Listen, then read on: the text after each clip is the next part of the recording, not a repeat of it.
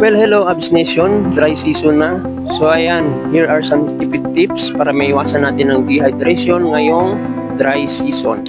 Manatiling hydrated, uminom ng maraming tubig sa buong araw. Iwasan ang mga inumin matamis at may caffeine magdudulot sa inyo ng dehydration. Kumain ng mga pagkaing malakas na tubig katulad ng pakwan at pipino. Magsuot ng mga damit na magaan, maputi at maluwag. At para sa mga sosyal, gumamit ng sunscreen, magsuot ng sombrero, eyeglasses, para dagdag proteksyon sa mata.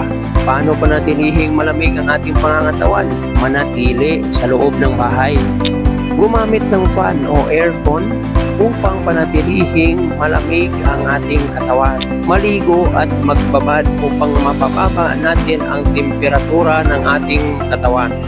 Magpahinga ng regular sa mga malalamig na lugar.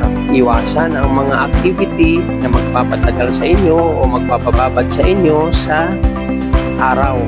And lastly, panatilihing maayos ang ventilation o labasan, pasukan ng init para maiwasan na maipon ito sa loob ng inyong bahay.